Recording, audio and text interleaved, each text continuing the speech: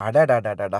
காலங்காத்தால பார்த்தீங்கன்னா, இந்த டீ வெள்ளிக்கிழமையே பார்த்தீங்கன்னா, போட்டு குடிச்சிட்டு வண்டிக்கு பார்த்தீங்கன்னா, ஃபர்ஸ்ட்டு பெட்ரோல் போட்டுக்கலான்னு சொல்லிட்டு பெட்ரோல போட்டு கையோட முதல் ஆர்டர் கூது ரெஸ்டாரண்ட், 2வது ஆர்டர் பார்த்தீங்கன்னா, KFCலேருந்து வந்தது. அந்த ஆர்டர எடுத்துட்டு போயிட்டு குடுத்துட்டு, பீஸா ராட்டின்னு 3வது ஆர்டர் பார்த்தீங்கன்னா வந்துச்சு. எப்படி காலங்காத்தாலயே இவ்ளோ ஐட்டம் சாப்பிடுறாங்க பார்த்தீங்களா? அப்படியே காலங்காத்தால பண்ணிக்கிட்டே இருக்கும்போது விடிஞ்சிருச்சு. நேரா வெல்கம் ஹோட்டல் எக்ஸிட் 9ல போயிட்டு ஒரு உளுத்த வடை, ஒரு கடல வடை, ஒரு டீ. அடடடா! நம்ம ஊரு டேஸ்ட் அப்படியே இருக்கும். இது ஒரு பக்கா பியூர் நம்ம தமிழ்நாடு ரெஸ்டாரண்ட் எக்ஸிட் 9ல இருக்கு. நம்ம சப்ஸ்கிரைபர் நெறைய பேர் கேட்டீங்க. அத முடிச்சுட்டு அப்படியே பார்த்தீங்கன்னா, நெக்ஸ்ட் ஆர்டர் ஷவர்மா ஹவுஸ் எடுக்க வந்தேன். ஒரு பென்ஸ் கார் முன்னாடி பக்கம் ஃபுல்லா காலி ஆயிடுச்சு. அப்படியே வெள்ளிக்கிழமை தொழுற டைம் ஆயிடுச்சுன்னு சொல்லிட்டு, பள்ளிவாசலுக்கு வெளிய இருந்த இதுலருந்து பார்த்தீங்கன்னா, தண்ணிய ஃபுல்லா புடிச்சு வச்சாச்சு. சரி இப்ப நம்ம தொழுதுட்டு அடுத்து நம்ம சாப்பிட போகணும் அப்படின்னு சொல்லிட்டு, நேரா பள்ளிவாசல நோக்கி நம்ம நடக்க ஆரம்பிச்சுட்டோம். நம்ம சப்ஸ்கிரைபர் சொன்ன மாரி ரொம்ப முன்னாடியே நம்ம வந்துட்டோம். அப்படியே பள்ளிவாசல்ல தண்ணியும், பேரிச்சம்பழமும் வச்சிருந்தாங்க. அத எடுத்து நம்ம சாப்பிட்டுட்டு ஒரு பாட்டில் தண்ணியும் எடுத்துக்கிட்டோம். தொழுக முடிச்ச உடனே நேரா பங்காளி ஹோட்டலுக்கு வந்துட்டோம். எக்ஸிட் 14 கிட்ட மல்லாஸ் கிட்ட இருக்கு இது. இந்த பங்காளி ஹோட்டலுக்குள்ள வந்த உடனே பார்த்தீங்கன்னா, இவங்க தறி சோறு அப்படிம்பாங்க. தறி, கறி கிடையாது. தறி THERI தறி அத சொல்லுவாங்க. அதாவது